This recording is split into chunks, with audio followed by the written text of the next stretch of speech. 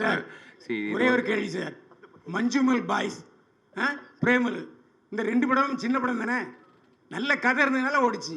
யார் இது? Ranganathan sir. Ranganathan sir, பைல்வான் ரங்கநாதன். சத்தியமா அவருக்கு நான் பதில் சொல்ல மாட்டேன். நான் பதில் சொல்ல மாட்டேன். சத்தியமா நான் பதில் சொல்ல மாட்டேன். விஷால் சார். இல்ல இல்ல, I am not interested to tell him. Vishal sir, Vishal sir. அண்ணனுக்கே தெரியும், நான் வந்து இதுக்கு மேல வந்து நான் சொல்ல மாட்டேன்.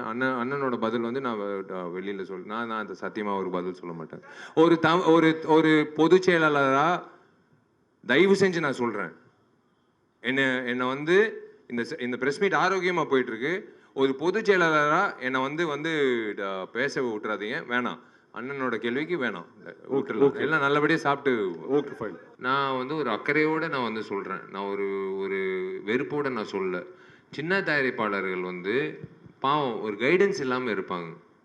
ஃபர்ஸ்ட் டைம் உள்ளே வரும்போது யார் அணுகணும், எப்படி வந்து அந்த திரையரங்குகள் கிடைக்கும், யார் டிஸ்ட்ரிபியூட்டராக வந்து இது பண்ணலாம், எதுவுமே இல்லாமல் வந்து எதுவுமே இல்லாமல் வந்து வெறும் காசை வச்சுக்கிட்டு வந்து படம் எடுக்கிறவங்க நிறைய பேர் இருக்காங்க.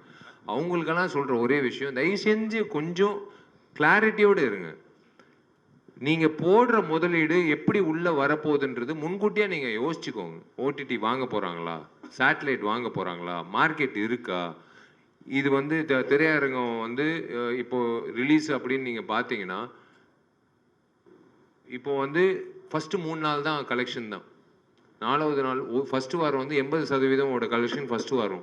2வது வாரம் வந்து மீதி 20%. 3வது வாரம் வந்து பெருமைக்காக ஓட்டுறது.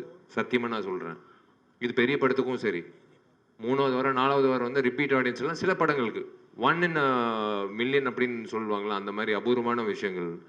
இப்போ சின்ன திரைப்படங்களுக்கு நான் சொல்கிற ஒரே விஷயம், திரும்பவும் நான் அன்னைக்கு நான் சொன்னேன், நீங்கள் என்ன கேட்குறீங்க, தோனியை போய் கேளுங்களேன். நம்ம விசில் அடிக்கிறோன்னா அவர் 6 அடிக்கும்போது அவரும் ஒரு படம் எடுத்தார், அவர்கிட்ட மைக் நீட்டி கேளுங்களேன். அவர் முதலீடு அவர் போட்டார் காசு, என்ன எவ்வளோ வந்தது திரும்ப வந்ததுன்னு நீங்கள் கேளுங்க, உங்களுக்கு அந்த பதில் வரும்.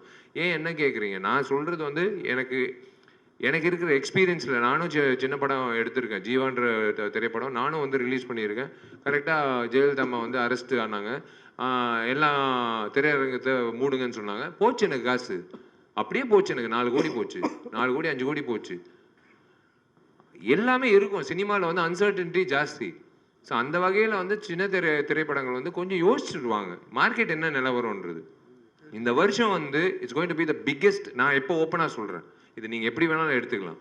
இந்த வருஷம் வந்து it's going to be the biggest acid test for Indian film industry. Not south இந்தியில் சின்ன படங்களில் பெரிய படங்களில், இந்தியன் ஃபிலிம் இண்டஸ்ட்ரிக்கு தேவையான ஒரு விஷயம் பொறுமை.